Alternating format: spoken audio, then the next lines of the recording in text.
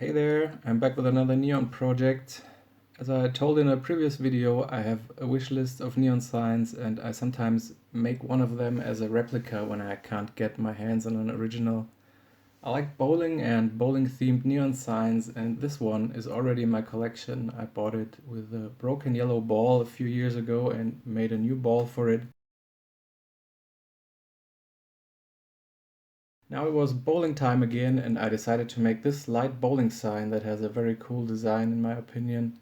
I decided to save me some hours and use an original spare blue light tube that I had already owned. So the same process as last time, I imported the original photo to a vector graphics program, scaled it to what size it shall be, draw the tubings over it. Then I always try to improve small issues from the original, like making all the letters nice and parallel, same height, fixed letter spacing, things like that. Then I mirror my drawing, convert it to outlines, and add these scale lines for printing so I can check on the paper if the print came out in just the right size. On the prints, I try to figure out a sequence to make all the bends, because if you start just from one end, you will soon get to points where you can't go on because you bent yourself into a corner or will collide with the tube that you bent before. That happens a lot on complex shapes like this, and it requires some experience to get through it. Now here's the bowling pins glass tube done. I'm not showing bending in this video, but I have another video on my channel where you can see that. This is how I bent the yellow text with one weld yet to make to finish it, connecting the letters B and L. Here's the ball and pins tube on the processing system. I couldn't get ruby red glass in a reasonable time, so I made the ball in pink and spray painted it red.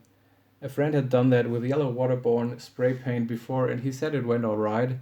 I can just tell you I'm not trying to do that again. Even with the tube turned on, it was so hard to get the even thickness and at the same time not to make it too thick so the light output is too dark.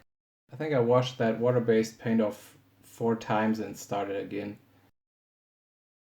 Anyway, eventually the paint job was acceptable for me. I applied the blockout paint a few days after to the tubes, and here's a bench test of what it all looks like. Having all the tubes ready, I went to design another metal frame using this grid paper for easier work. The photo into the graphics software, draw a frame over it, place the tube supports and the measurements. I welded the frame with 10 by 4 mm steel beams and spray painted it black. Well, and then this happened. After riveting on all the tube supports, when I wanted to click in the tubes, I noticed that the frame has the wrong size. It's too big and the tube supports don't match the tubes, so at some point I had screwed up this time. I could verify on screen what I already knew. The paper grid is 25 millimeters, so this measurement should read 250 on the screen, but it's 281. I have no idea how that happened. I guess at some point I just accidentally resized the photo in the software, lost in thoughts and didn't realize it. So now I try to save that frame because I really don't want to make another one. Bend the angle straight again, cut shorter, bend again on the right side of the frame and at the top. And you can see it could be saved. Not as neat as I planned it to be, but still came out nice.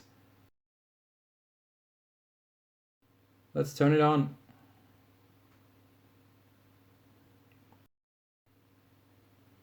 Thanks for watching, guys. Please hit subscribe, comment what's on your mind. Hope to see you soon. Bye.